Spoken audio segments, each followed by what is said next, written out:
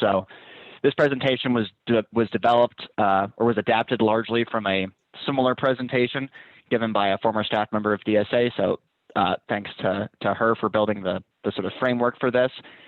Brief outline here.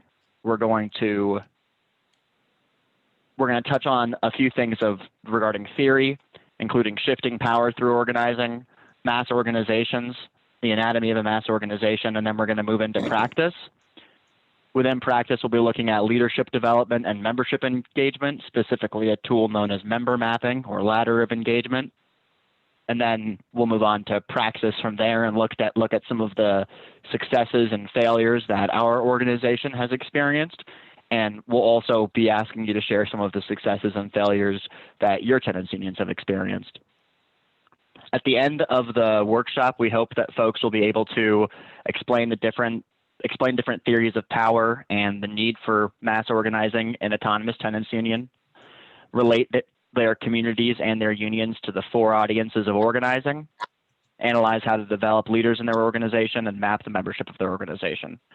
Finally, we want folks to be able to diagnose the successes and failures of their organization when it comes to building capacity.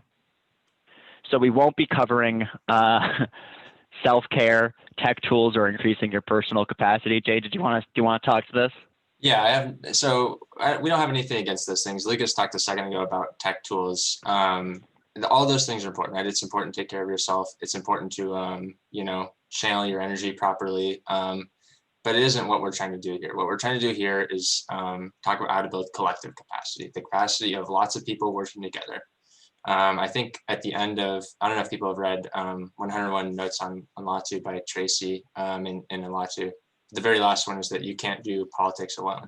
And I think that's what we're going to try to keep hammering, is that you can't build your capacity on your own. You have to do it together. Yeah, and also I'd argue that building capacity is key to sort of self-care and avoiding burnout, right? And this is a self-criticism as much as anything else. I get burned out because I'm not good at building a bench of folks to do the things that I do in a committee, right?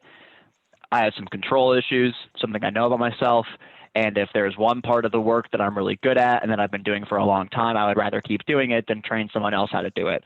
That's just kind of, control-oriented mindset that's taught to me by society, and something that I need to be constantly unlearning and getting rid of. And when we have more folks that can do the work, we all have to do less, right? So building capacity is key to avoiding burnout. So we will have breakouts so there can be more participation. So some basic sort of community agreements for those breakouts. We ask that if necessary, folks use progressive stack. Is anyone here not familiar with progressive stack? Awesome. Is anyone here familiar with progressive stack and would like to explain it briefly?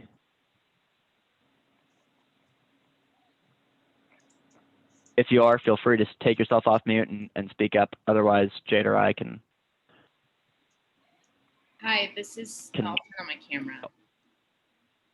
I'm Stevie, she, her. I'm with the Los Angeles Tenants Union, and I've never heard of it referred to as progressive stack, but I believe it consists of typing the word stack into the chat, and then progressively, we will follow the order of who has requested to speak. Does that sound right, Lucas? Yeah, so that's really close. That's stack, right? What progressive stack would be, because stack is first come, first serve. Got it. But there are going to be those that are always more comfortable sharing or feel like their voice need to be heard, right? And folks that might be more hesitant to share are going to get pushed to the bottom of the list and may not be able to. So progressive stack is going to take into account individuals from traditionally oppressed groups and folks that haven't spoken yet, right? So even if I'm in a breakout and I've been presenting this whole time, blabbering my head off, I might be first in stack, but if Jade's taken stack and someone else gets in stack, he's going to call on them first before he calls on me because I've been talking the entire time. Right? Does that make sense? Cool. Awesome. Heart react. Step up, step back. This is sort of feeds off of the last one, but if you are someone that is a little more hesitant to share, consider stepping up because your contributions and your participation is vital. If you're someone who talks a lot, consider stepping back to make room for someone else. If you are one of those folks that talk a lot, ask yourself, wait, why am I talking? Did someone just make that point? Do you have anything really concrete and substantive to add? You know, pretty self-explanatory. Assume good faith. So we're all here to build the tenants movement, right? Hopefully there are no spooks in the group, but if there are, cop jacketing them is a psyop, so don't waste your time with it. Assume that folks are here to help and listen to understand rather than to respond. I think this one is pretty self-explanatory. Please don't be an asshole. Excuse my French. Mind the gap. This is something that comes from Quaker meeting process. I'm not a big horizontalist or like married to consensus. There are lots of things about Quaker meeting process that I like. Mind the gap is rather than jumping in right off the heels of someone who just got done sharing, allow there to be a brief pause. This allows other folks to step up and also can avoid the likelihood of going down rabbit holes and talking over one another. And finally, participate and be engaged. Again, this is going to relate primarily to the breakouts. And okay, so yes. Lucas, yeah. Do people want to? Are people good with those community agreements? Do people want to add them? If you're all right with them, go ahead and give us some applause reacts, maybe a heart reacts, whatever react you like best.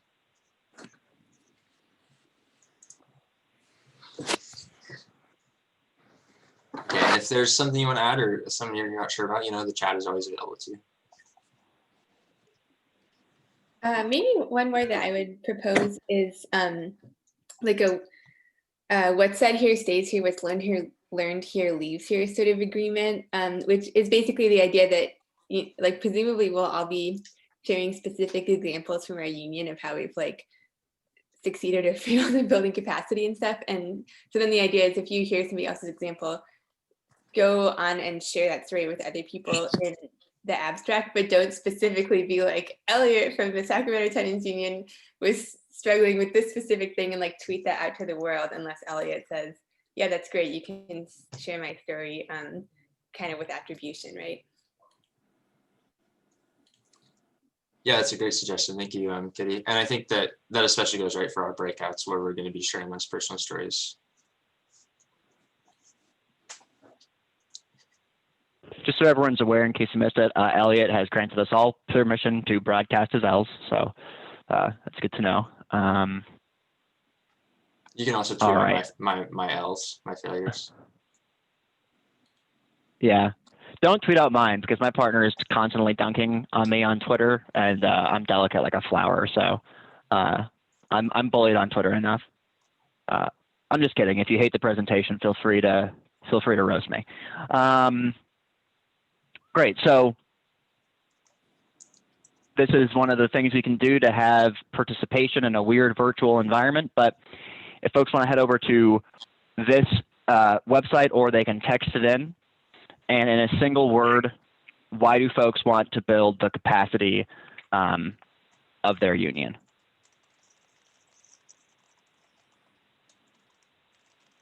And we will allow just a few moments here for folks to respond.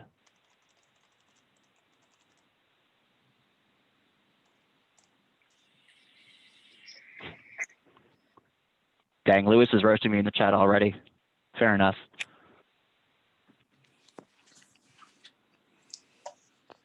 It was said with love, Lucas. I appreciate that.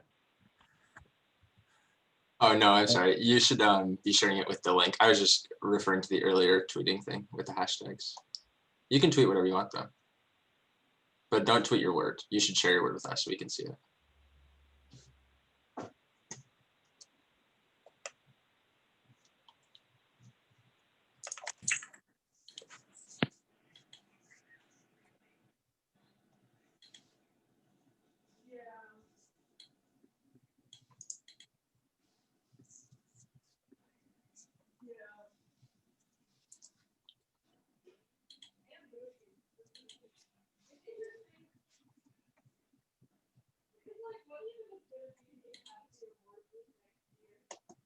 Maximization, I like that one.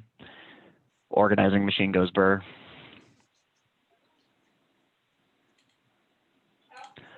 All right, so certainly if you haven't responded yet, feel free to do so. However, it seems like there is one word that is larger than the rest, right? And that word is power.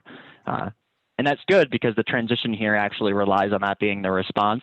But I sort of suspected that it would be, right? We spoke to this already, but building capacity is ultimately about organizing, and organizing is about building power, the power of our class to become a force for itself and defend our material interests. So let me get my notes back up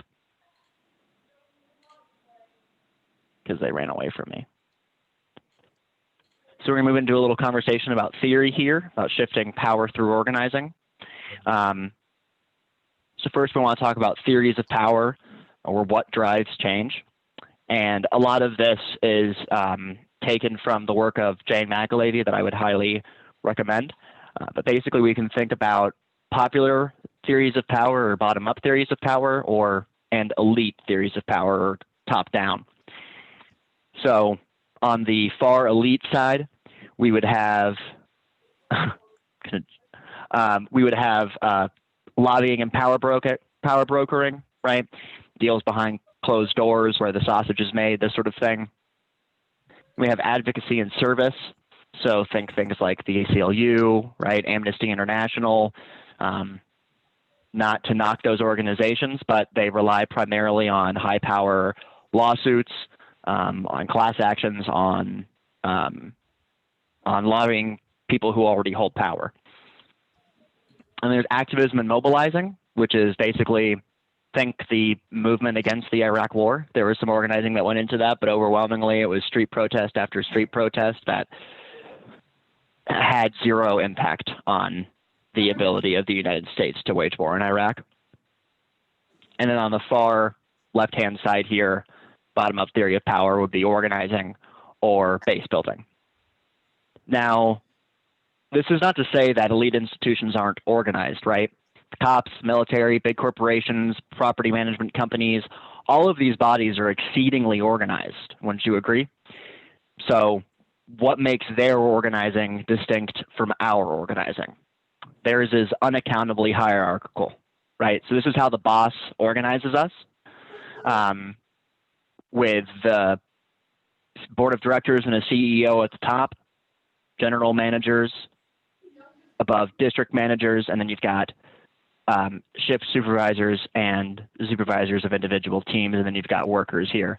Obviously, this is adapted from materials from labor notes, but I think it applies just as well to our environment as tenant organizers, right? Because where do ideas come from? They come from social practice. This sort of model of organization is the model in which the overwhelming majority of people, if not all people in our society, are accustomed to being organized, which means that something different than this, something that is democratic, autonomous, bottom up, is going to be a break from what folks are used to.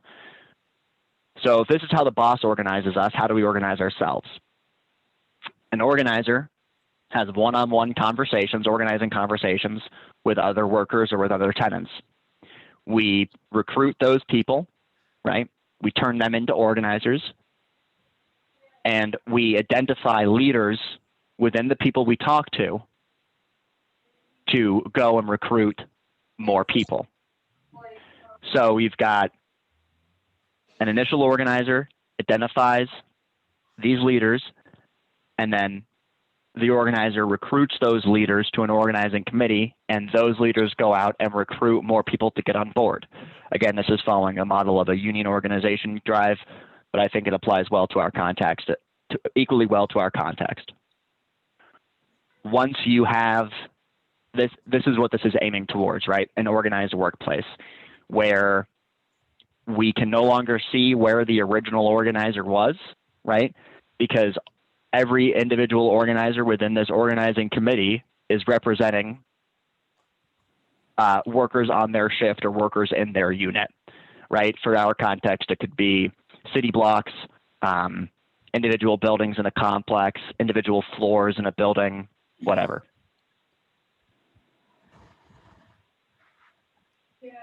So when we're building power through organizing, we need to understand that it's a long-term process, It involves developing lasting relationships based on struggle and shared interest. We want to build out a wide network of people with skills, knowledge, and the capacity to act. And to be good organizers, we need to understand the difference between strategy and tactics. So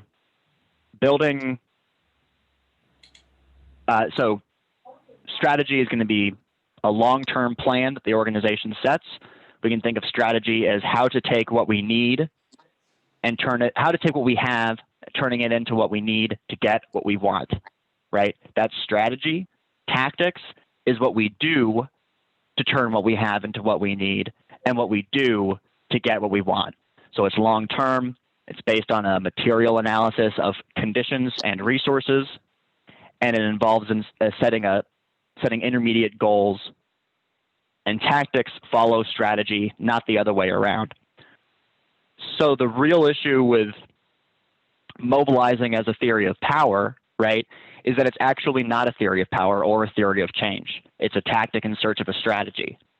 OTU has held a protest, will probably hold future protests. I have nothing against protests. I have nothing against going to rallies, right? I have nothing against petitions. In fact, all of these actions can be really, really valuable tactics within a larger strategy. But if all you do is protest after protest after protest, there's no way to measurably and concretely say each of these actions is building our power and each of these actions is getting us closer to winning, right? So mobilizing at the end of the day is a tactic in search of a strategy. And it's a tactic's utility is based on how it fits into your organization's or your union's overall long-term strategy. Both mobilizing and organizing are going to develop relationships between people. Both bring folks around a common goal. Both require patient and consistent effort, and both require a plan. Now, mobilizing is a Yeah, Jake, go ahead. Okay, I'm going to jump in. Is that cool? Great. Okay. Yeah, go for it. So, yes, mobilizing is tactic, right? It focuses on that one-time event, right? Maybe we're going to have a protest of a landlord, and we need to get some people out there, right? And that's a really good thing because I think that for all of us, or for most of us, right, we're active on social media, we have personal connections, and we can use those connections to mobilize people. And that can be the very first thing that people come out to, right? That can be the first step they take in becoming part of our organization. But that mobilizing is usually driven by those people who are already involved, right? They're using those connections they already have. And it also then requires them to be doing quite a lot to pull that action off. And it's the result of either cultivating a large following on social media or one that already exists, right? And so in many of your cities, you might have found that there actually happen to be a lot of people that don't already like landlords. They've had good personal experiences or bad personal experiences with renting. But we want to move away from that because it's not sustainable. And can you go to the next one, Lucas? And we want to organize, right? We want to have long-term relationship building that focuses on sustained projects, campaigns, and those leadership developments. So I talked about a protest a second, right? And how we might mobilize for that. We're doing a campaign around evictions right now in Omaha. And we're working towards, hopefully stopping all evictions during this pandemic and in future months. One of the tactics that we're using for that strategy is to have small protest mobilizations. And so we're trying to hold a protest every week or every other week, targeting a specific landlord, just showing up for an hour and harassing them and letting their neighbors know that they've been evicting people. It's a organizing task because we're bringing new people in every time, and then we're finding out what their situations are like from bringing them in. And so we hope that we'll bring in a tenant who is interested in the tenants union, wants to come to our protest because they're interested, and then finds out that they can start to organize their own building. So it's a tactic that we're using to build connections and expand our capacity. And at the end of the day, the biggest difference, I think, is that it eventually makes it so that ordinary people are planning those protests, right? Planning those actions and learning that they have the power to pull those things off. And they're not relying on activists or paid staffers to make that protest happen.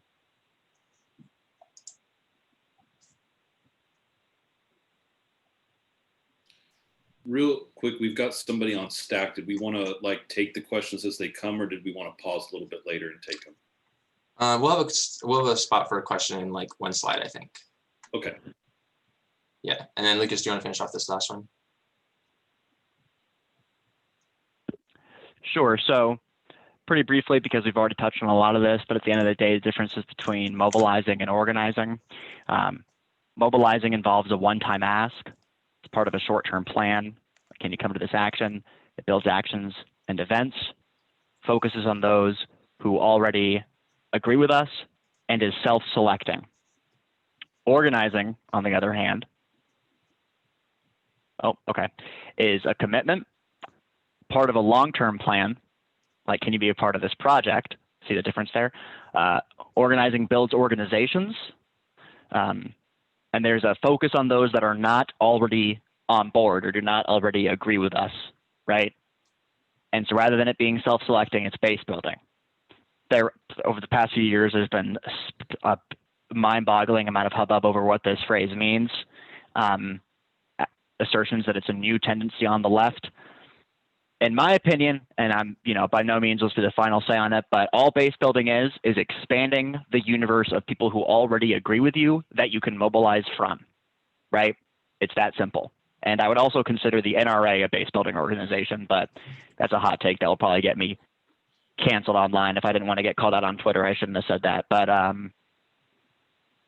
should we? No, it's absolutely right? Base building doesn't belong to any ideological group. The Tea Party protests were an example of base building. The protests that we saw earlier this year around like reopening states were possible because the right has had a long-term strategy of base building. And they've invested millions and millions of dollars into building organizations to mobilize people. And let's pause here real quick for questions. Yep, we absolutely can share this with folks. We can link up afterwards, and y'all can let me know whether you prefer it in PowerPoint or in Google Slides. Because when you switch one over from the other, things about formatting get messed up. Like Jade, my very precious animation order here got completely ruined by Google Suite, so I'm heartbroken about that. But and then someone was in Stack. Elliot, do you have that person still? Who that was? Big Ad. Hey guys. So this might be too ethereal, but can you speak on motivating the people? Because I get, because complacency is just unfortunately a part of human nature, and we notice it with so many people out there who don't vote for their own self-interests, yada yada yada. So trying to organize my building, I've made contact the first time, but then trying to get the people to come back to a meeting or take any further action, it's not going so well. And I know it's a long process and everything. I've only been at this for month and a half or so, but if you can speak on any kind of motivational tactics, any way to inspire people, and again, sorry if that's a little too philosophical, but no, yeah, it's not too ethereal at all. It's really concrete and immediate, right? How do you get people to turn out, right? If no one comes to the ball game, who's going to stop them? So first off, I'd recommend that there are a lot of really dope breakouts tomorrow, but the organizing training 101 will have a lot of stuff on this specifically. But our task as organizers is not only to convince people that it would be great to have the black mold in the apartment fixed, that it would be great to win a Green New Deal or Medicare for all, or that it would be great to stop the landlord from unjustly evicting or raising rent. Our job as organizers is to help people come to their own understanding that those things would not only be good, but that they are possible if and only if they take collective action. So that these things are not only desirable, they are possible to win, and that their being won depends on their participation, right? And so that's on the sort of ethereal or philosophical level, like you said. On a more like concrete level, ask yourself how engaging or attractive is a meeting as an initial ask to someone getting engaged, right? A meeting is not going to be, I've been to so many meetings afterwards. I was like, what did we accomplish in that meeting?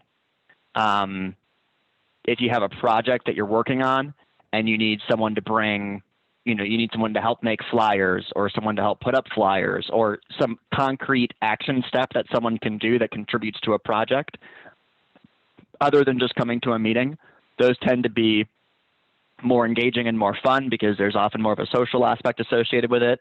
And also it leaves folks feeling like they accomplished something and helped with something, whereas meetings sometimes do that and sometimes don't.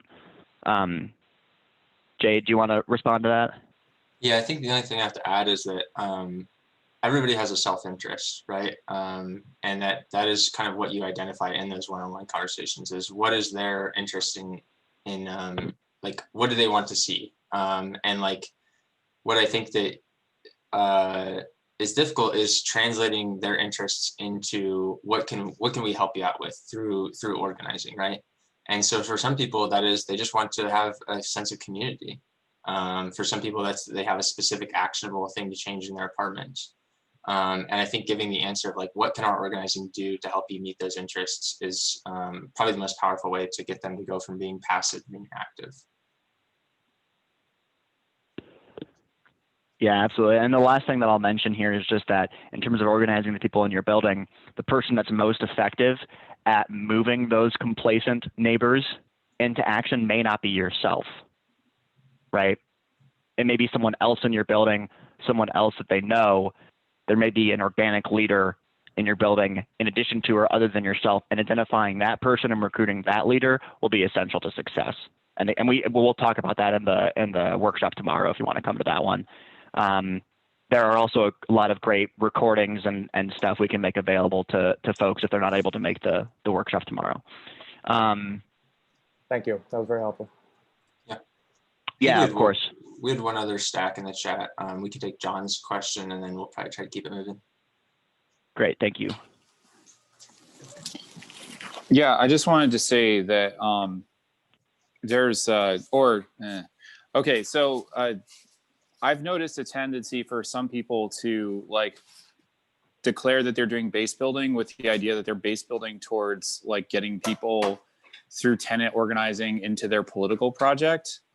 And I don't know what people, and I'd like to hear what people's thoughts are on that. I personally think that it's a really bad thing for tenant unions and for political organizations because tenant organizing is really hard. And I just wanted to I wanted to see if you all have thoughts on that. I kind of have shied away from using base building as an idea at this point after the time that I've used tenant organize or talked about tenant organizing and done tenant organizing. So just to make sure I understand, say like using DSA as an example, have a DSA working group dedicated to tenant organizing with the end goal of recruiting more DSA members and growing the DSA chapter or the FTP chapter or whatever it is. Is that what you mean by doing tenant organizing to get folks involved in the political project?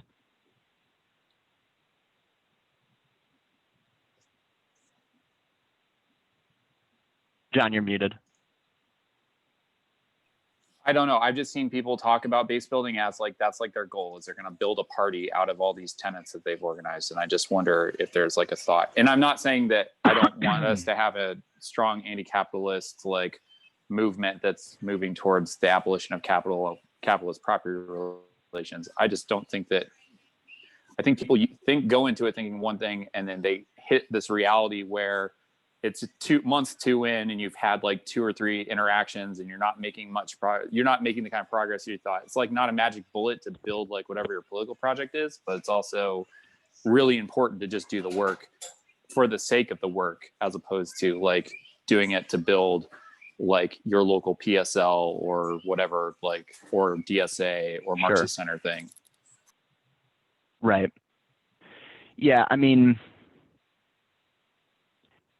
I would agree with a lot of what you said, and it's important that like tenants are smart, workers are smart, so you shouldn't be disingenuous about what your motives are or what your politics are. You know, I would posit that organizing tenants to advocate for their interests in direct opposition to the interests of their landlords is a political project.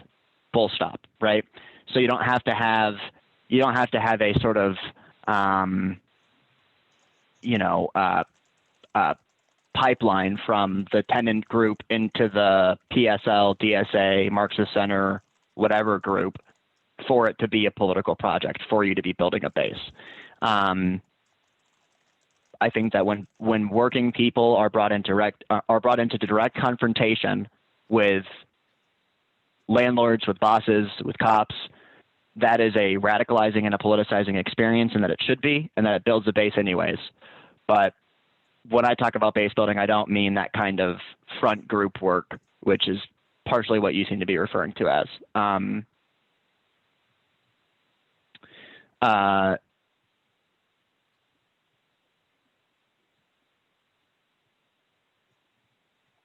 Yeah, Richard in the chat, I think this is worth shouting out. We're organizing with literal Trump supporters, and they can see the immediate need for collective action around their material interests. What happens when we do that is that we won, folks.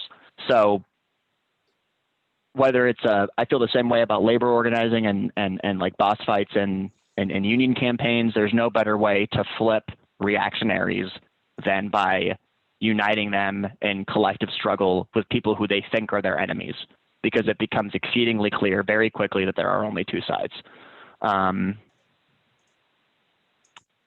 Okay, there's a direct response here. Let's allow this, and then let's roll along. Louis Gittleman, do you want to unmute them, Jade? I got it. Okay. Yeah, call me Lou.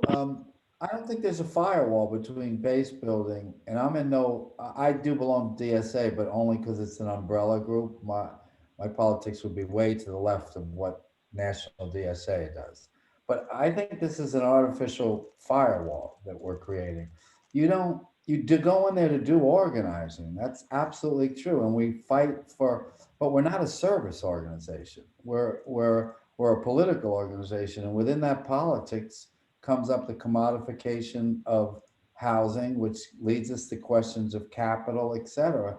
And we shouldn't, in my opinion, we shouldn't treat workers like they're like stupid and they can't get these things. They actually do get these things, and maybe looking for bigger change than just tenants organizing. You can walk on two legs. You literally can. And if all you're trying to do is build your organization, that's incorrect.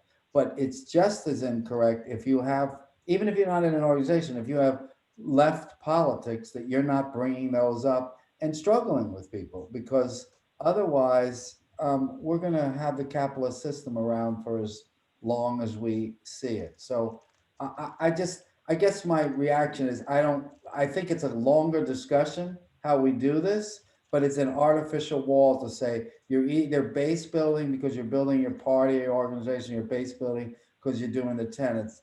And finally, I would love to hear about the Trump supporters that moved all the way to the left, because if you're not talking about white privilege with these people, I don't see them moving all the way to the left, but I know that's a longer, much more provocative discussion. Yeah, awesome. Thank you for that. And just super briefly, I would agree, and that's sort of why I said that organizing tenants is inherently political, right? That is a radicalizing experience. So, yeah, okay, and that is it's tough because we're on a time thing, so I wish we could talk about this further, but we should probably keep it rolling here. But thank you for the contributions, everyone. So, I want to talk now about what constitutes a mass organization, right? So a mass organization is one that's formed at the grassroots level, not as a caucus of elected leaders, right? There's a strong organizing component to its campaign work. Funding comes from membership dues. There are formal channels of communication between leadership and members. I know with us in OTU, we are so small to where those formal channels are basically anyone that wants to come to the meetings can come to the meetings, right? And we have little centralized leadership authority within the group right now. Established democratic infrastructure that connects, between locals or chapters, between statewide organizations, and between national decision-making structures. Holds ability to hold elected leaders accountable, right? Identifies with a clear politically disenfranchised base. That's super important. And has a mass membership. So that's what that's what we're aiming for, right? For the anatomy of a mass organization, who here is familiar with the labor notes aim for the bullseye sort of model? Okay, so this is something that's drawn largely from labor notes, again, taken from the labor organizing world, but very useful for our purposes as well. We can look at this as 4 audiences of organizing. The bullseye model, or aiming for the bullseye, also known as the 4 audiences of organizing. So the first audience would be the core, right? Probably safe to assume that most everyone in this workshop right now is core in whatever group that you're in. This is elected leadership, working group, committee or subcommittee leadership, and members who have lots of experience and are well respected. This is not just about being an elected leader, right? We'll be talking a lot about leadership. Winning 50% plus 1 of votes for a leadership position does not necessarily a leader make. You can be someone in that position and not really be a leader, and you can be not in an elected position and be a leader. When we talk about leaders, we're talking about people who can move other people into action. It's really that simple. Folks that build capacity. So that's your core membership. Yeah, and people who train and develop others. Your active membership is folks who are active, engaged in the organization, right? They might work on projects, show up at meetings and events, folks who engage critically with the life of the group. Supporters are may or may not be formal members. Maybe they're paper members, right? We've got a handful of those with an OTU, folks that joined but have never really participated in the organization, at least not yet. Follow the work of the group from a distance, or maybe show up for events, would show up for a rally if we held one, but are not consistently active within the organization. So finally, and we edited this out on this one, but forgot to on the other ones, Jade, so joke's on us. But this last layer here, maybe folks saw it already, but any guesses as to what this is, this last layer of the bullseye? Folks, what was that? Grunts? Grunts? I'm just kidding. Yeah, it's all the base, says Umbar, and potential members. Yeah, so this would be your unorganized base, right? Tenants and natural allies of the tenant movement, those whose interests align with the tenants movement but may not identify with that movement consciously. And our goal as organizers is not to focus solely, because sometimes when people talk about going for the bullseye, they think, okay, so you want to focus on your core and on your active members to get those folks as trained up as possible. People who support you, you want to get them engaged and active. That's all true. But there's this idea that if you have someone who's like strong opposed within a building to your work or something, that you should just ignore them. Don't waste time with the haters. We think that's the opposite of true, that the folks that are actively opposed are the folks that demand the largest amount of our attention, right? So go for the biggest worst, especially if those opposed individuals are leaders. Jade, anything you want to add to this section? No, I think that's great. I have some suggestions, I think, to get us back sort of on track. So I think we should skip to the 36th slide, and then we should just combine the first 2 breakouts together. Okay. So you won't get to learn what leaders do, sorry. Yeah, everyone read quick. All right, who here has, and that's actually a lot of redundant stuff that we've already talked about. When I think about it, it's come up already in the presentation. Has anyone here ever heard of ladder of engagement? Well, all right, we got a yeah, do you want to engagement in the chat? Go ahead.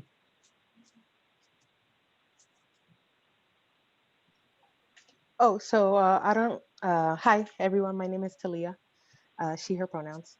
I don't know if if this is coming off of this kind of like ladder of participation type of work where the top ladder is resident or citizen control, the top rung of the ladder, and the bottom has like various ones like disenfranchisement and tokenization and whatnot, but it might be a similar but related concept, but there's like That was the ladder that I was thinking about when you said ladder of engagement.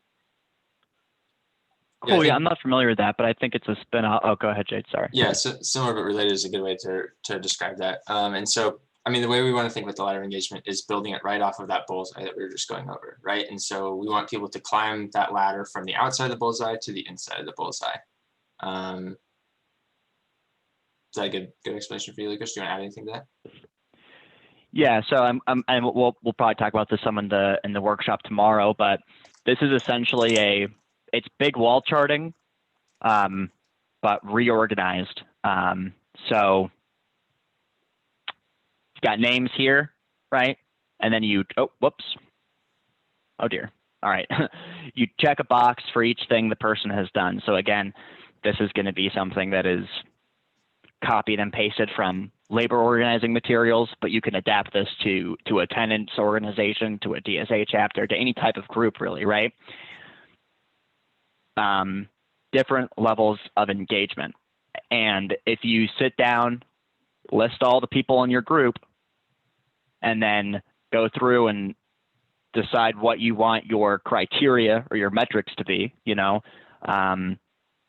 joined online, pays dues, has been to a meeting, has been to an event, participates in working groups, is in working group leadership, is in elected leadership, has taken tenant cases, is organizing their whatever you want to choose, right? Different types of activities that signify increasing levels of engagement. And then you go through your membership and you literally just check each box. Is this person doing this, this, this, and this? And then when you're done, what you have is a visual representation of the engagement of your membership, right? It shows you who's the most engaged and who's the least engaged. So 1 second, let's look at, before we go into the breakout, Jay, let's look at what this looks like once you filled it in. Yeah. And I'm going to get a screenshot of ours real quick too. Great. So let's say that you began here, right? And then you have one-on-ones with Gail, Reed, and Sam. You get them more engaged, and you start bringing them up the ladder of engagement. And in the notes, you have just basic information about each person, and you figure out what you want the ask to that person to be to get them more engaged. Are folks tracking? Great. And Jay, did you want to share something from us? Yeah, give me 2 seconds. I'll put it in at the end of these slides. Yeah. Should we go into the breakout then? Yeah, do you want to start explaining what the breakout is going to be? Yeah, when you said combine the first and second breakout, should we go through the presentation until the second breakout? Yes. And then combine them? Okay. Yeah. All right, so mapping is a fluid process, right? It's not an algorithm.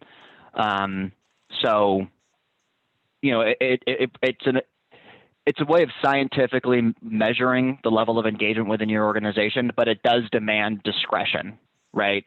Judgment calls on what to measure, judgment calls on what constitutes a good ask for that individual. So it's not an algorithm that you can just sort of do unthinkingly. But it's a tool that gives context and shape to the process of building capacity or of organizing. It is labor intensive and it is time intensive. It requires like intentional effort, right? This isn't work that will happen unless you set aside some time to sit down and do this work, right? Because you've got to build it from the ground up. But it is a measurable and most importantly, objective guide to the health of your organization. So rather than, oh, I'm going to talk to, John because I like John and they seem like they're really down with the union, right? I'm going to talk to Jane because Jane has been to a few things. Jane has cookouts that a lot of people come to. And so we have objective reasons to believe that she has the capacity to be a leader and that she's someone that we could move. And maybe you don't like Jane, right? I think this is what's most important about the ladder of engagement.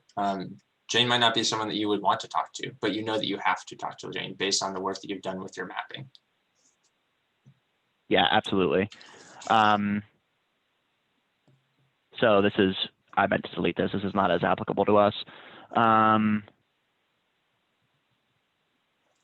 So yeah, we've made a spreadsheet that you can use for your mapping, and I think we're going to go into some breakout groups and have people start doing a little bit of their own mapping. Yeah. So what's the actually, Jade? Let's can this exercise and just have them work on the ladder of engagement, because we're not going to be able to make breakouts with everyone from the same group. Sure. Yeah. And this relies on that, right? Yeah, I think we can all do it as a big group together though.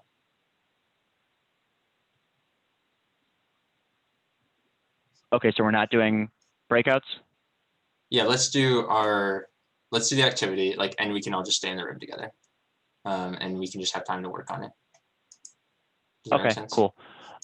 Yeah. Do you want to drop the link in the chat? Mm-hmm. Yeah, so I just put a link to the chat of a spreadsheet that you can use to make your own version of that map that we've made. And there's a screenshot on the very first sheet of that spreadsheet with what some specific tenant union ones might look like. It's from our member mapping in OTU. And then you can either make a copy inside of this document for your group or in another document. And you can start filling in names. I would just use first names since everybody has access to this unless you're making your own copy. And thinking of some of the things that your group might want to be looking at as activity levels.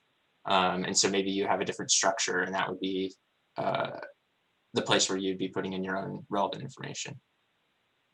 Yeah, and because we have so many people in the group and we're not doing breakouts, because I only made about 8 copies of the sheets, I think the easiest thing to do will be for folks to copy this spreadsheet for themselves. Yeah, and you can do that. Do you want to just show how to do that, Lucas? Yep. So you would just go into File, make a copy. So if I do that, it'll then immediately open up in a new tab a copy of the spreadsheet. Right, then we don't run into people trying to edit the same thing at the same time and problems. So let's take, Jay, what do you think, 10 minutes, 5 minutes? Yeah, 10 minutes is good. Okay. And I'm sorry, I'm trying to pull the chat back up. Do folks understand this exercise? Are there any questions?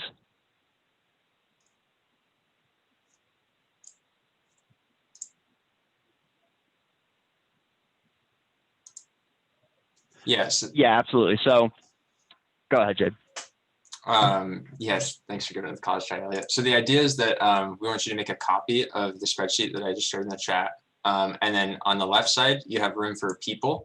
And so fill in some people in your group that are, maybe they're kind of inactive members, maybe they're active members, maybe they're supporters, and then identify what kind of things are they hitting on these sort of like benchmarks, right? Are they regularly attending events? You would then put an X into the box next to their name, and do that for say 5 people. And so you can start to see when filling out all those things, and maybe you'll add some of your own categories based on your group. What kind of participation are those people actually doing? And so I think Luke is going to show kind of what that might look like for you up on the screen.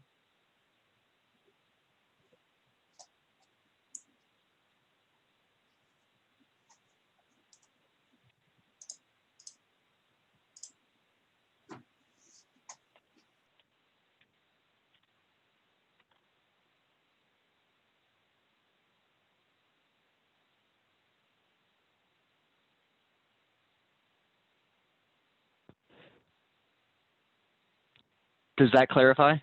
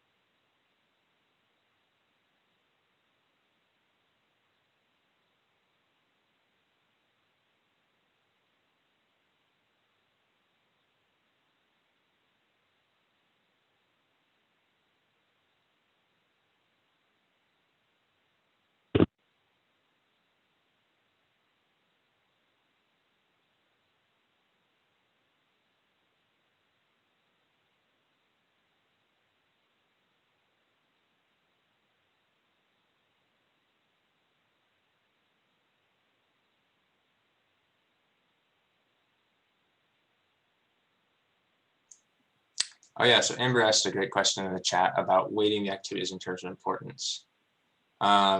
We try to kind of do it like left to right in terms of importance. There's going to be some stuff, right, that's like the same in your mind, but there's some things that are more important than others, right? Like, so if someone's taking leadership in a working group, that would be a pretty good sign of their level of engagement, and one that you would kind of like look to those to recruit maybe your leadership asks for kind of bigger union-wide leadership.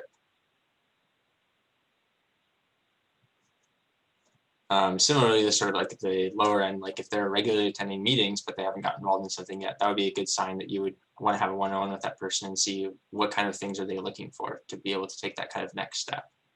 So there's especially, I think, individual actions that are good signs of like needing a intervention to help those people get up on the ladder. Does that answer your question, Amber?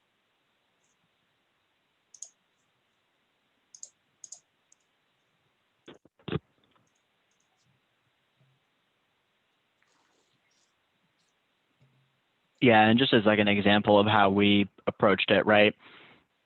We've got folks who we have this is highlighted because we have it sorted by people who have and have not attended an orientation. So in most cases, folks who haven't attended a new member orientation haven't even taken a step beyond joining online.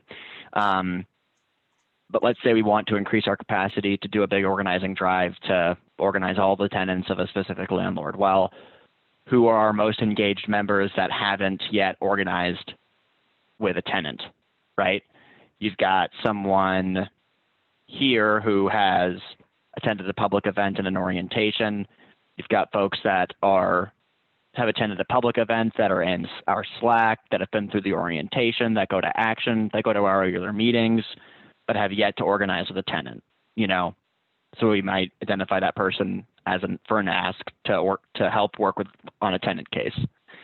And as for what you want to put in these columns on your spreadsheet, in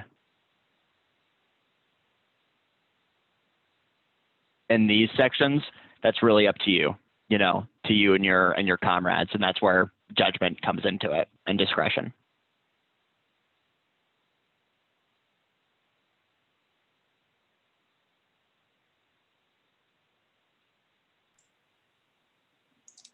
Okay, so we know there's not a ton of time to do a great job of like starting to fill this out for yourself, but we're gonna take like 2 more minutes and then we're gonna go to kind of talking about like our own experiences with what things have worked well and what have not, and then hopefully have some chances for people to share their experiences as well.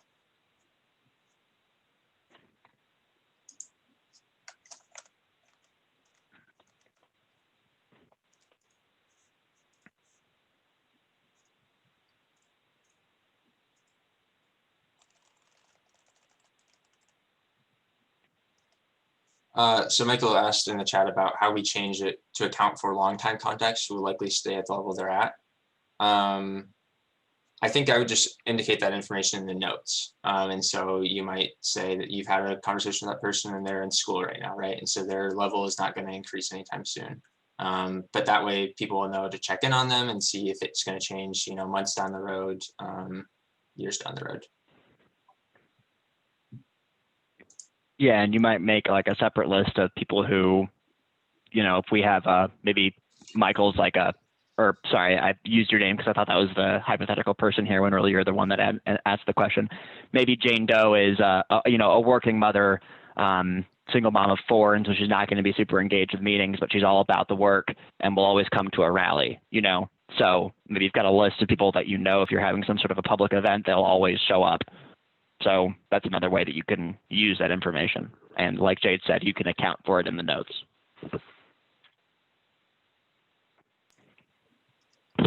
I think that's also a really good example of like why the process needs to be something that's fluid and not an algorithm, right? Because you could have all those signs saying that, oh, we really need to get this person more engaged, and like they're happy at the level they're at.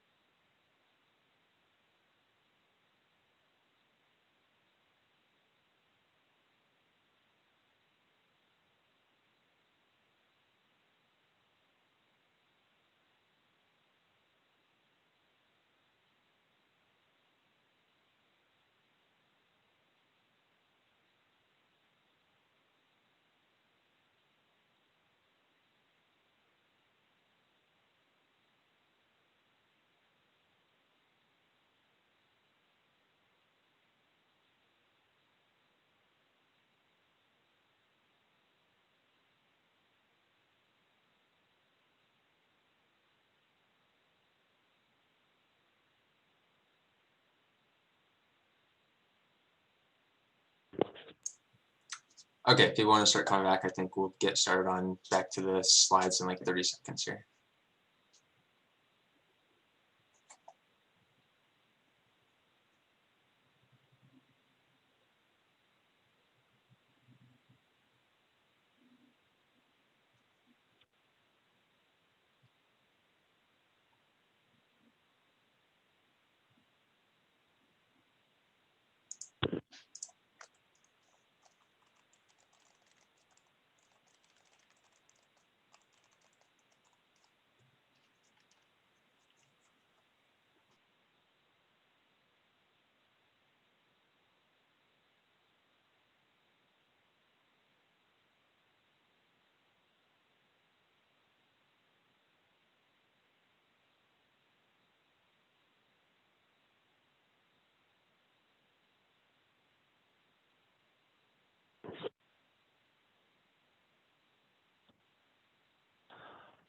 All right, sweet. Let's go ahead and hop back in. I'm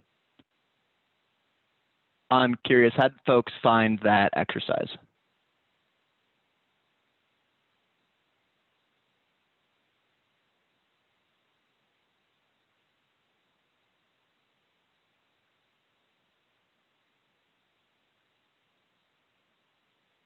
Awesome, glad to hear it.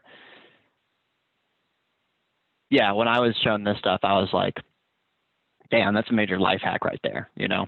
And it's a lot of stuff with organizing. It's not rocket science, right? It's not super complicated. It's not alchemy, but it is a set of skills, and there are a set of techniques and methods, and you need to learn those skills and practice them.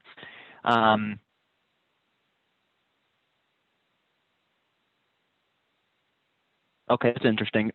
Stevie said that they found it really hard.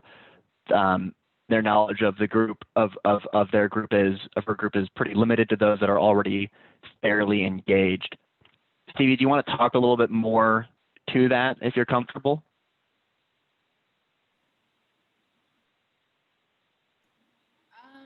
I mean, I don't know what much more there is to say. I'll turn my camera on. It's always best. I don't really know how to elaborate on it other than I'm sure we have many, many dues paying members, even when I don't know how much we obviously haven't talked about rent strike in this particular training, but even tracking like how many folks are on rent strike. And I also question access and abilities. Not everyone, particularly in a pandemic, can attend an event or bring folks to an event. You know, I don't know, I guess I just struggled because I know who comes to our regular meetings, but I don't have a lot of transparency outside of that.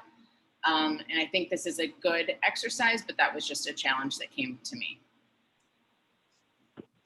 That's great. I'm really glad you called that out because you need lists, right, to do this exercise. And that's something we honestly should have mentioned earlier. It just, to be totally frank, it didn't cross my mind. When you do this work, you want to have access to membership lists to make sure you're not missing folks. And especially with a group as large as Latu, you know, access to those lists, I assume is like if I were to move to LA tomorrow and join Latu, I probably couldn't just right away get access to like the names and addresses of everyone else that is a member. So there is some, and that's another reason why this is a project that demands dedicated time and like org resources, because you know, who are you giving access to lists, and there are security concerns and then that sort of thing. But yeah, a good list is the starting point to be able to do this kind of work. Yeah, and I think Blaze in the chat mentioned that it's something that you can't really do alone, right? Like we all have a little bit of an idea maybe of what the picture is of our organization, and I think as we put all those pieces in our head together of like what that involvement of different people looks like, we can really start to flesh out that ladder engagement to be as accurate as it could be. But that requires doing some social investigation and talking to other people. And there will be, I think you'll find in your group that there's some people that already know a lot about the like participation of other members, but rather than keeping that in a place that's accessible to everybody, right, and sharing that list, it's oftentimes just living in their head.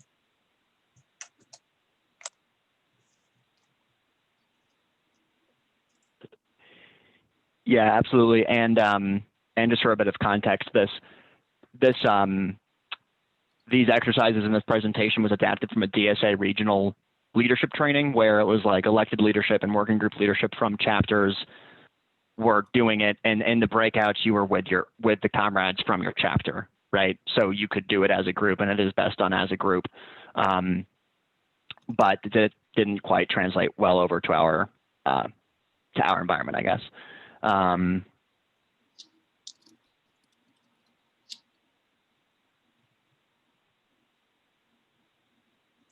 Yeah, and thank you for mentioning, Stevie. That's a thing that we've been struggling with and trying to implement it in our own group is like, when do you tell people about the ladder engagement, or like when do you, how visible can you make it to members? And thinking about those things like security when doing it as well.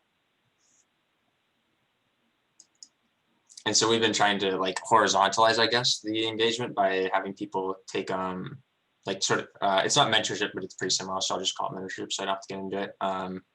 And like being responsible for getting some members in particular more engaged based on like assigning those to more experienced members.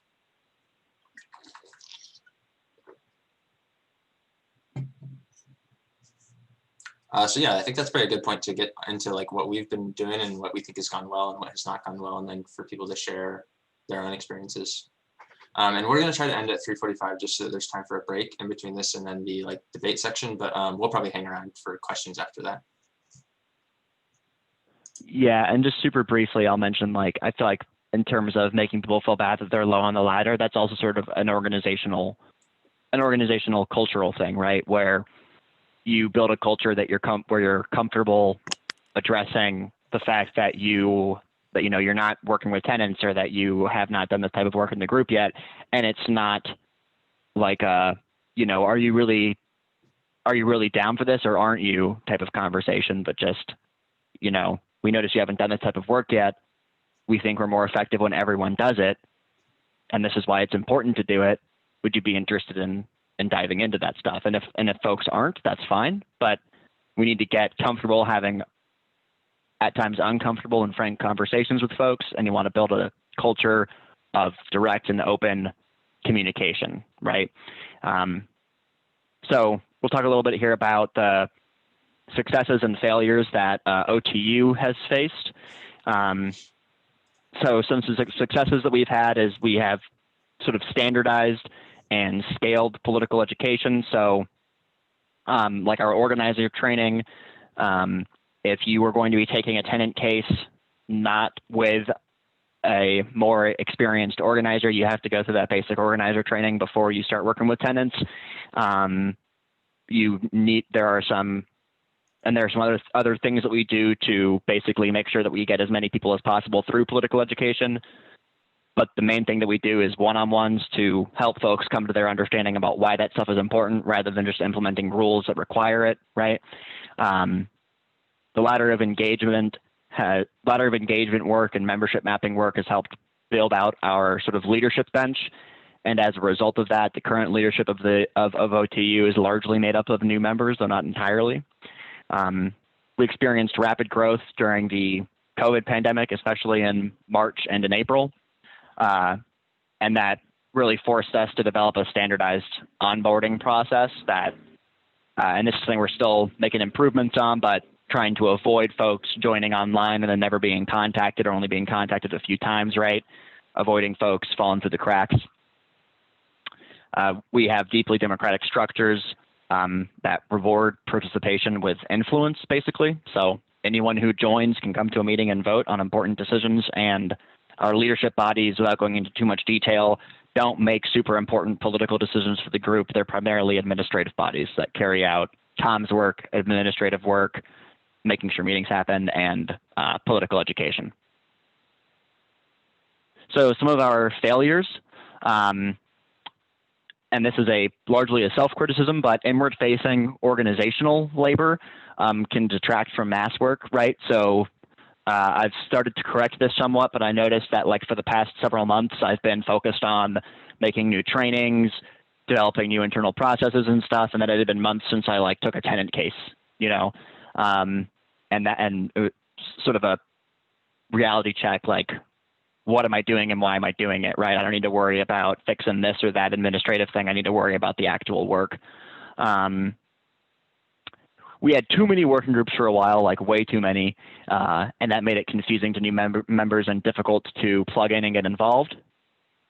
Obviously, the virtual environment presents accessibility challenges. The corollary to that would be that an in-person environment presents accessibility challenges, right? So striving always to make everything as accessible as possible while understanding there will never be an event or a meeting that is accessible to everyone. It's just not possible. We've experienced frequent burnout of core members, though the LOE stuff has helped with that. Jade, is there anything that you want to add? No, I think that's a pretty good summation. I was looking up quotes about how you have been up on the mountaintop and we need to be down in the valley, but so you caught me when I was in the middle of that. All right, so let's do a final breakout here. We'll take 10 minutes for this and want folks to discuss in what ways have you and your comrades been successful in building capacity, and in what ways have you struggled? And then based on today's discussions, what are the action steps? What are 3 action steps that you can take in the next month to start building capacity within your union? Does that make sense?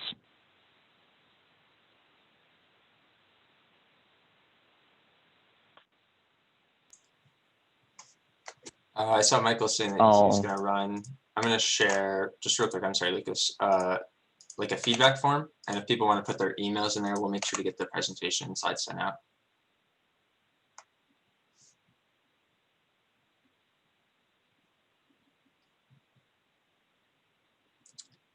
All right, so 1 second here.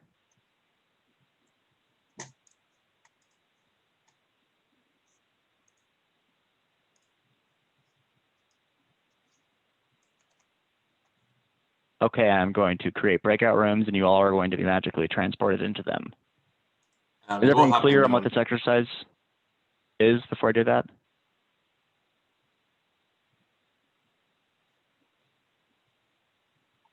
Cool, and I'm sorry, Jade, I didn't mean to interrupt you. No, you're good. I was just going to say we're going to hop in and share the questions against if you have them in the chat. Great.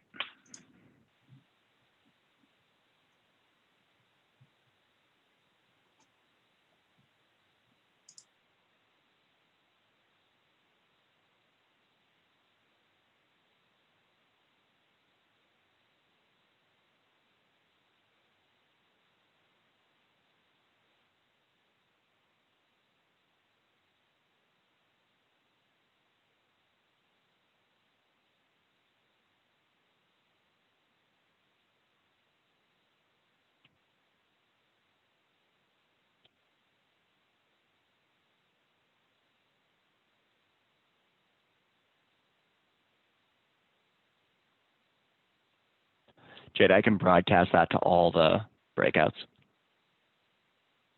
I was just going to hop in all the rooms. I can do that real quick. Oh, can you make it so I can do that? Maybe I can't do that. You should probably broadcast it, actually. Oh, can you unassign me for my room? Does that work?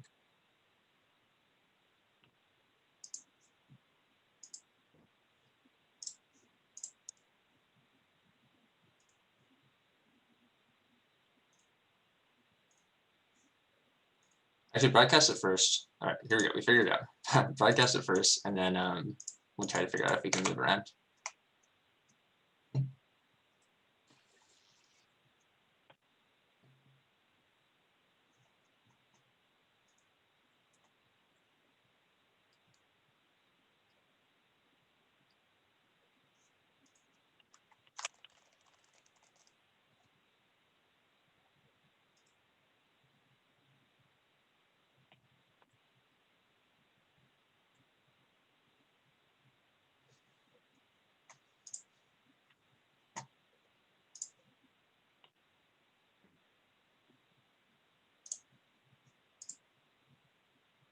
I can't figure out how to automatically move people to the breakout. It's That's fine. making it and optional. I guess you can't go to a breakout, so we're just gonna have to hope that people do great.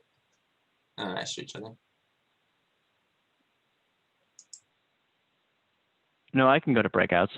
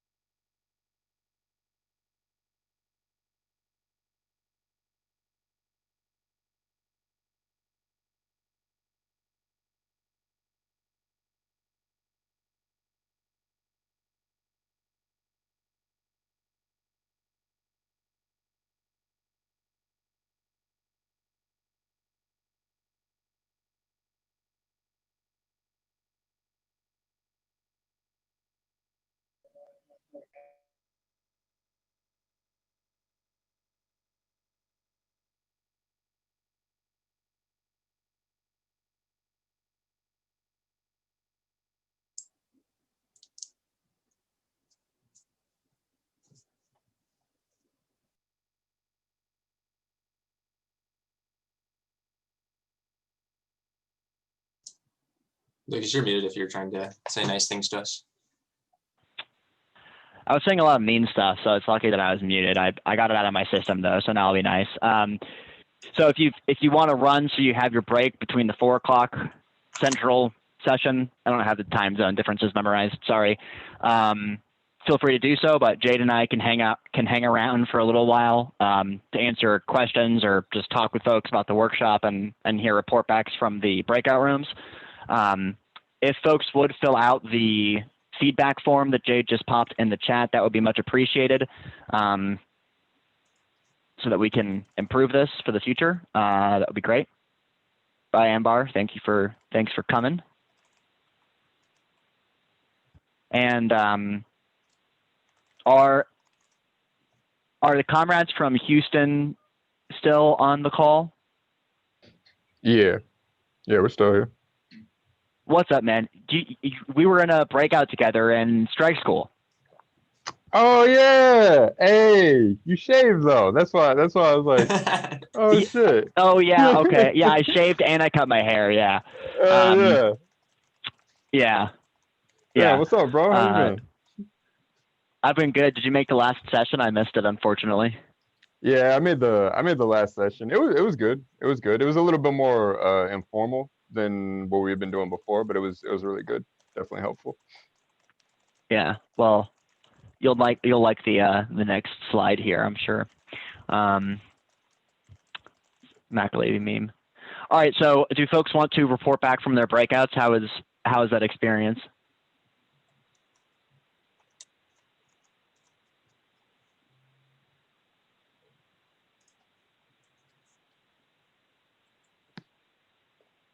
One thing that several of us experienced, I think, from different unions that we talked about was like kind of having like struggling to build capacity and like maintain interest among members pre-COVID, and then having this pretty epic surge of interest. But then it's sort of like, how do you quickly expand to handle all these new people who maybe had the potential to become leaders in a pretty short time frame, but still like need some level of support to get there, and like you're already feeling maxed out, you know?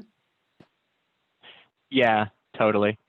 And I talked about how a huge focus on internal facing organizational work can detract from mass work, but I think that sometimes that internal facing work is necessary, right? And I sort of think of that work as building rain barrels, right? So that when it rains and you get an explosion of new members, you've got the internal infrastructure set up to onboard them and get them plugged in, and so that you don't just get the sort of cream of the crop, so to speak, of that new member surge, but you get as many of those folks as possible. And that was something we had to learn by doing in OTU when our membership spiked during COVID. So yeah, that's super valuable. Anything else from other folks? Yeah, real quick to jump in. And I think the other thing that's really good to think about with that is that like your group is going to have leadership whether you develop it or not, right? And I think it's really important that we develop leadership that's accountable and just thinking of like developing new leaders.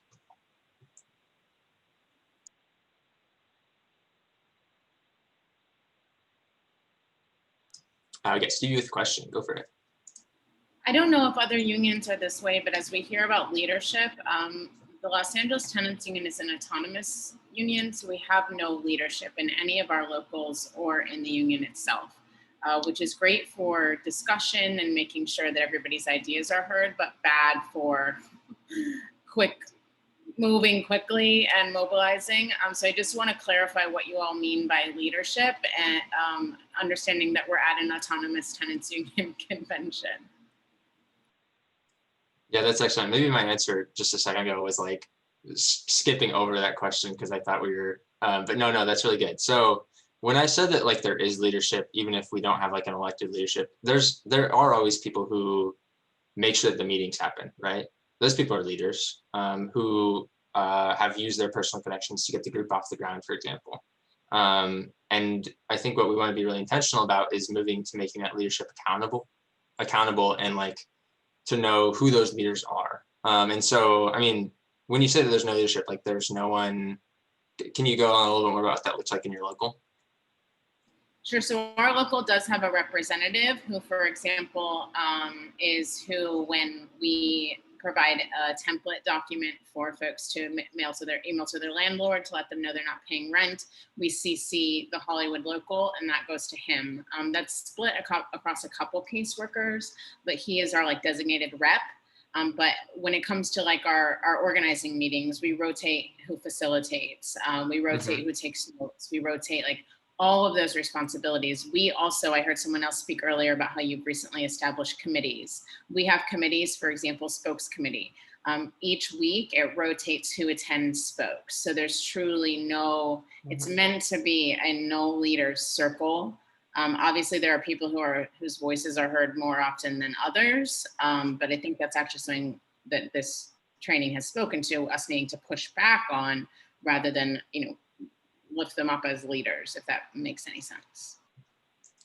Yeah, and I think maybe there's one quick thing to differentiate is like there are leaders who tell other people what to do, and then there are leaders who carry out what the will of the group wants to have happen. And I think that we should be looking to our leaders to be more of the second kind. And there's nothing wrong with leadership in that fashion, right? Like that is just stepping up, really would be another way to describe it. We got a hand raised from Jeremiah. Yeah, go ahead. Just wanted to say to that same point, like one of the things that we all talked about in our group as like a nice clarifying thing about this activity is that it's like the essay Tyranny of Structurelessness has like been informative to me, and I've experienced it in like organizing spaces. And I think like, not saying that lateral organizing is structurelessness, I don't think it is, but just having that clarity about like who is taking on what responsibilities and why, and then also like who is in what conversations and why can prevent conflict that can really get in the way of the work, where people feel left out or they feel like there's not a transparent process. And I was really shouting out like the John Jane thing that one of y'all said. I can't remember who said it, but like you work with Jane because Jane's ready to work, even if you like enjoy having conversations with John.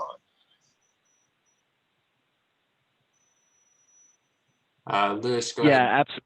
Or Lucas, go ahead, and then we'll take a stat question. Oh no, we can move on. I was going to say briefly in terms of leadership, like it's also important to acknowledge leadership that exists organically within communities, right? So even if your organization wants to be formally leaderless in the way that Stevie was describing, it's important to acknowledge the leadership that already exists formally and even more importantly, informally within communities, because identifying those leaders is going to be key to recruiting and mobilizing those folks.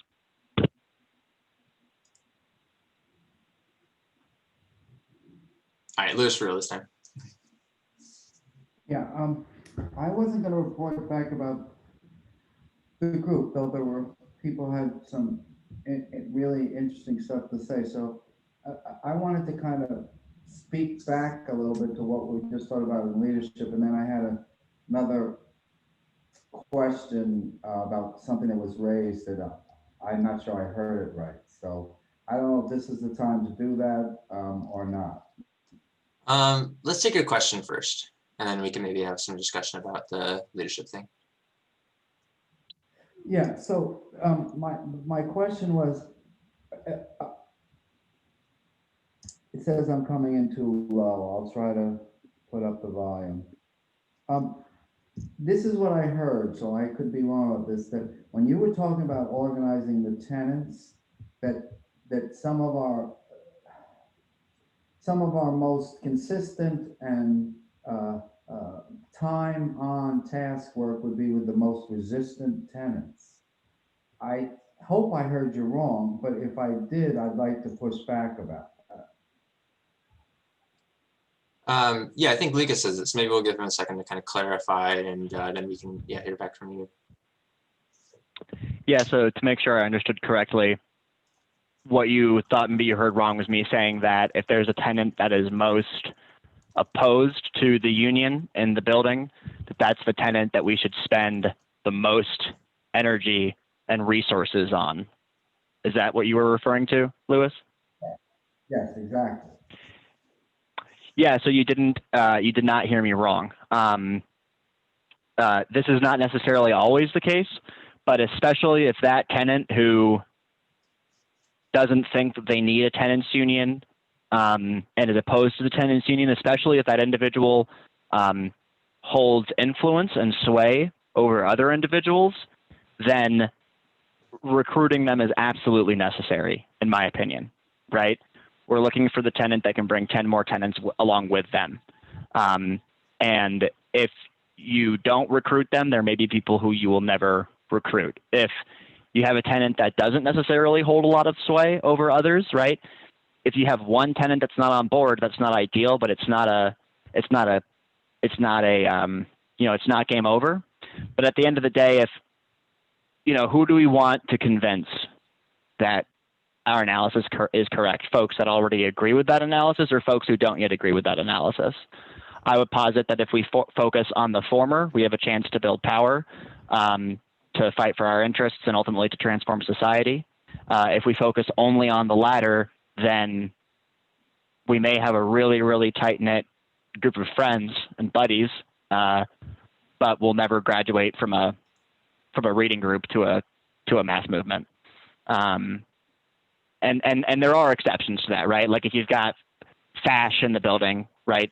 White supremacists, neo-Nazis. There are some folks that can't be worked with, right? There are some folks that can be flipped, and there are some folks that are an active threat to the community that need to be dealt with as such, So by saying this, I don't mean to suggest that if you have someone that's actively harmful, that's reactionary, that's dangerous, that we should, meet them halfway and compromise on our principles. But yeah, does that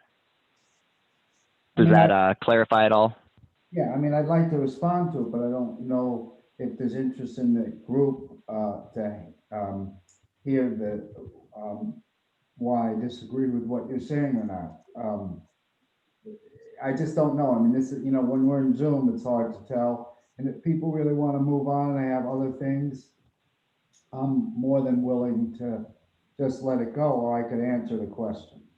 I mean, Sure. So we've got Pamela and Max on stack. So I'll sort of kick that over to them.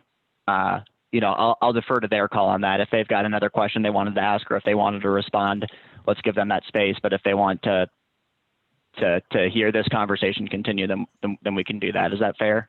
Yeah. Okay, great. Pamela, do you want to? You were on stack. Did you still want to? Yeah, this is very funny because at our meeting the other night, we did like skits, and one of the skits was a person that they wanted to start a tenants union or a tenants association, and they happened to stop at a person who was not having tenant problems, had a good job, had everything going for them. So they happened to stop at that tenant, and I played that tenant. And I gave him a hard time, about it. I didn't need to be bothered with the tenants union. I didn't need problems with the landlords. So leave me out of it, go someplace else. And the person that was playing the tenant union person, I don't think they expected me to come like that. I think they thought that I would just kind of like go along with it, but I gave him a hard time. But the other people in the room said they really appreciated me doing that, because people have to realize that you're not going to get people all the time that you're going to be able to convince. And they weren't able to convince me that I should join the union or that I should become part of the tenants association. But I didn't understand that either. And that same thing was said, that that's the person that you work on. And I was saying, oh, if I had to work with me acting like that, I don't know if I'd want to work with me. But yes, I heard that for the first time the other night, that it's that person that you want to work with, because you might be able to sway them down the line, and you just don't, you don't want to give up on them. You just maybe come back later, or every now and then you just leave information at their door, or you leave a door hanger with the information on it. And yes, you do move on, but you still leave something there every now and then, just to keep the person in the flow. You can That's come all I out. have. And just to restate very briefly, it's going to have a lot to do with how much sway that person has, right? If they can hold 10 other tenants back from getting on board, you have to recruit them, right? There's no Right. way around it unless you're dealing with a group of 100 tenants where you can still get 89% without those 11. But, you know, it's about power and how much power does that tenant have. Max, did you want to go? Yeah, I'll just chime in. I don't really, I guess, have much to add. I think y'all kind of covered it. But I would just say, like, I do think this is kind of like an important discussion to have. And so to kind of respond to Lewis, like, yeah, I think this is definitely like if you have a response, you should add to it. I'll just say that, like, for me, you know, again, this is just coming from my own context in Houston. You know, I've done this for a while. I think it's just about practicality, right? Like, how many people do you need to win in that complex? Let's say it's 80 people. Well, okay, you got 40 people. The other 40, they're not down to like do anything. Okay, well, you got to get those people. That's just kind of the reality of it, one way or the other. And so some of those people might be for it. If they're all for it, then yeah, that's great, like awesome. But if they're not, then you got to figure out, you know, what do you got to do to get them on your side? And that's just, I mean, I think from just looking at it from a practical standpoint, that's just what you got to do. So, you know, I don't know about everyone else on this call, but as doing this for a while, like you have to have difficult conversations with people all the time. Like some of them are assholes, some of them are annoying, some of the people do not agree with the tenant union, and you just kind of, I mean, you got to figure out how to have those conversations. And they're not always going to be fun, right? And obviously, it's kind of what Lucas said, like, yeah, we're not going to organize around fascists. We're not going to organize about people just acting like pieces of shit, like being racist and shit like that. But you also have to meet people where they're at. And where they're at is not always like what we're already kind of preconceived, like thinking and shit, right? Like not everyone's going to be a leftist. Not everyone's going to be like, most people don't even think about a tenant union. So yeah.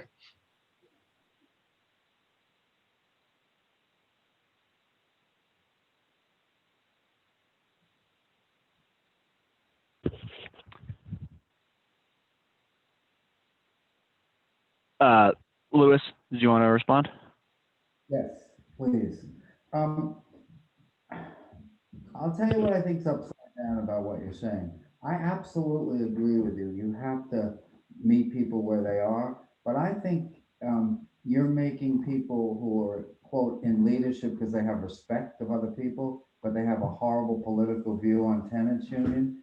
I think the question is to unite with the most advanced people, meaning the people that really agree with the idea around the tenants union, to kind of win over the intermediate people, and to, in the end, either the backward will come forward, meaning this backward tenant. I don't mind struggling with him. I'll spend a little time with him, but I'm not spending my time with him just because he has influence over 10 other people. I'm spending my time with the most advanced and intermediate people that already agree, because it's about a question of ideas. It's not a question of personality. It doesn't mean I don't think there is personality. It doesn't mean I think you just kick someone out, because I'm not talking about a fascist. I'm not talking about someone who has to be left wing. I'm talking about someone who's saying straight up, I don't want to be in this union. We don't need this union. He's telling or she's telling the tenants, let's not do this. And we think we got to spend our time winning this guy or woman over. I think it's a good conversation. Let's have it publicly too. Let's have a struggle with him publicly about why, but let's win over the people who already know. Not think that we're going to win over people because of the personality of this guy changes. So what that means in my mind is, again, you know, unite with the most advanced people, win over the intermediate people, and sometimes you're going to isolate this guy. Maybe he'll come over, but it can't be about personality. It just cannot be that he has a personality, or she, that she or he can lead because people look to them. They're gonna not look to him because we're gonna defeat the ideas that he has. And that won't be privately, that will be public. Yeah, so I mean, just to respond to that briefly, I mean, I think the question is, can you isolate them? And it's not just about personalities, right? It's about the material, the social material reality of someone that acts as and is perceived as a leader within their community.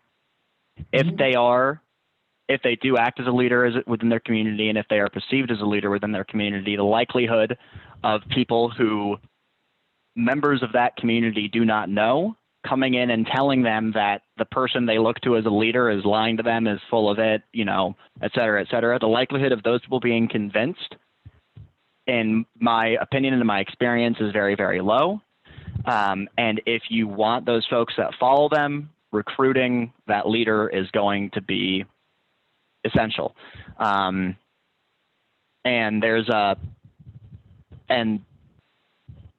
there's also the question of how, because a lot of times within buildings, folks don't actually know each other that well, right? Like, folks don't have these type of tight-knit informal social structures in place like they do within a workplace. And a lot of this stuff comes from specific labor organizing methods, ultimately, that came out of the CIO steel unions in the 1930s that were dominated by CPUSA cadre. So it is an open question, in my opinion, how immediately applicable this stuff is to tenant organizing. But I still think that I think it is immediately applicable, but whether or not it's as essential, I think, is an open question, right? But for, like, you know, if you're dealing with a labor fight, right? If you're in the private sector, union reps can't even walk on the premises, you know. So the only way to get 90% plus unity for an all-out strike, to win a life-changing contract that raises workers' expectations and sort of shifts the dialogue within an entire city, the only way to do that, right, is by making the worker leaders front and center of the strategy. This is a great conversation, and I would love to continue it. I do want to make a little bit of space here, though, for folks that had other things they wanted to report back from their breakouts, or other questions that they had. I'm not sure what's on the schedule for 4. I should probably check that, but I'm fine to hang out as long as folks want to stay and chat and ask questions.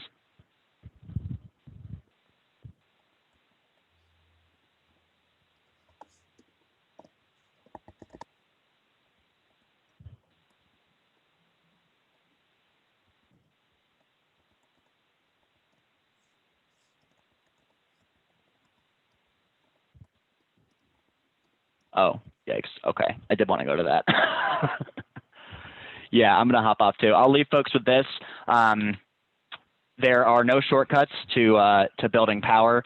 This work takes time. It's tedious and methodical. Other McAlevey fans in the group here are laughing. It's a pretty silly meme. Jade and I found it on Twitter. It was when your first ask to a new member is to come to a meeting. Right? Think carefully about what a good ask is. Is Lewis still here, or did he hop off? I think he hopped off. Okay, cool.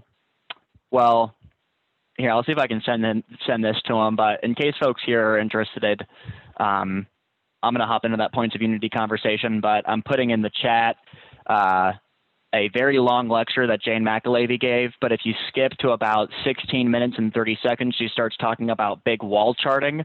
And she gives a really powerful example of when, in a big boss fight with a major private hospital, I think in Philadelphia it was, there was one organic leader who was leading the Vote No campaign on the unionization drive, named Marnay Payne.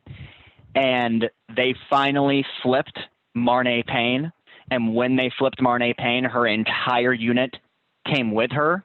And within 8 hours, she got every single worker who was on her shift to sign union authorization cards.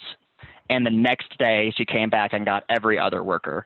And it's just like a really dope, really inspiring story. We actually share this clip in our OT 101 training in OTU. But yeah, that's in the chat if folks want to check it out. But I'm basically just a dork for Jane McAlevey is what it is at the end of the day. Blaze is over there laughing at me, but all right. Any other questions folks wanted to ask before we end this here? Oh my God, you scared the shit out of me. I have a question. Sorry, but not y'all. I have a question, but it's like kind of unrelated. Can I still ask it just before we go? What for y'all? What is the what am I thinking of? What is y'all's first ask when going into like organizing a complex, and how do y'all see like the timeline of like a campaign going? That's kind of like a big question, so if that's too much, I apologize. No, that's fine. I mean, so, and like one challenge that we've had is sort of making like this knowledge and these methods and these skills getting really broad buy-in across the organization, so every single organizer is committed to following them when they go into work in a building, right? So there have been times when folks tried to take shortcuts or when folks didn't do this methodical work, or one time we failed to inoculate and it blew up in our face and the campaign died. So that has happened. I'll give an example of a campaign that's happening right now. Some tenants at a building that we helped out previously. Someone who moved in there recently is just like incredibly pissed off about the conditions and has already complained to all the official authorities to no luck, and actually created a Facebook group for tenants that hate the management company basically, and got a news story about it. And now there are like hundreds of people in this Facebook group.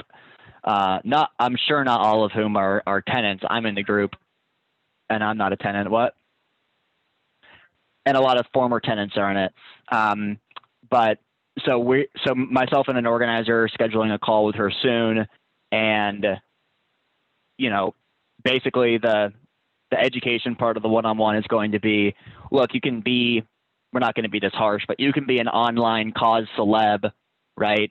With 1,000 followers on Twitter and no ground game and no power to move people into collective action. And if you don't have that, you're going to lose. So if you want to win what you want to win, you actually need to get everyone on board in real life and not just on the internet, and able to take collective action together, right? So the first ask is going to be, there's a thread on Facebook where everyone was posting their building that they lived in, right? So who do you know? Contact all those people and see if they're on board. And also we're going to contact all these people and see if they're on board. Well, we know they're on board because they're posting in the group, right? So we're going to contact all these people that we know on a ladder of engagement have some level of involvement because they joined in this Facebook group and they're commenting on things. We're going to contact all those folks and we're going to say, hey, we need to take collective action. So we're getting a meeting together. Can you bring, who do you know in your building? How many folks can you bring to this meeting? Right. Okay. So like asking for them to come to like a committee, like a tenant committee, essentially, and some sort of a concrete commitment. Yeah. I mean, in this case, the first ask is coming to a meeting, but that's because there's nothing off the ground yet. And what we're really looking for are leaders and folks who are capable of moving other folks. So by having that initial ask be reach out to folks and ask them to come to this meeting, we're going to assess this person that joined a Facebook group. Are people actually going to follow them into some kind of action? And then maybe there are only 3 people that she invites that come, but if one person is able to bring 7 other people, okay, that's someone that we want to talk to, right? So that's on like a campaign level. A really common initial ask though is just to canvass the building, right? Canvass the building or talk to neighbors who are frustrated as well. Because usually there's not already this base of support and agitation like there is in this case.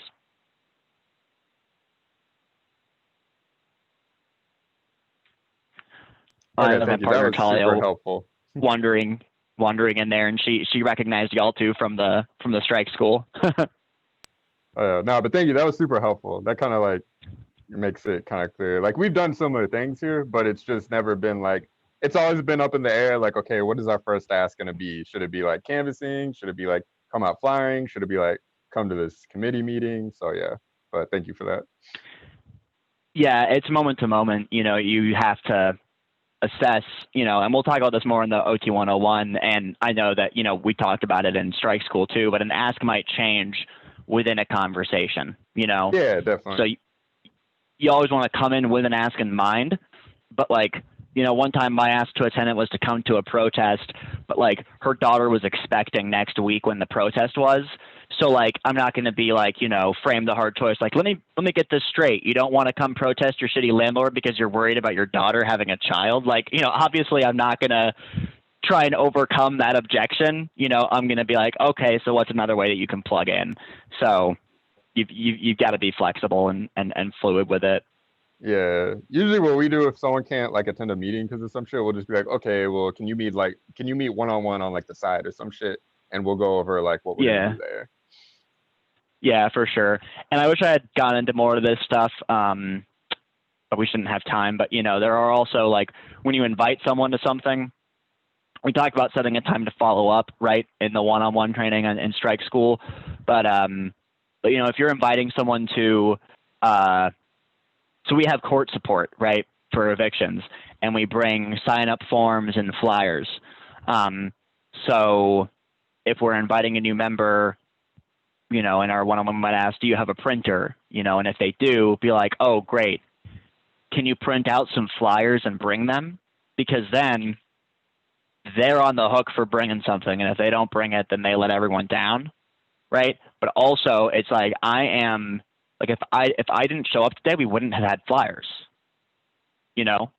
So it both increases the likelihood that they won't just decide that their couch is more comfortable than court support, which of course it is, it increases the likelihood of them actually turning out, but it also increases their sense of ownership over the event. So that's one of the like ingredients of a good ask.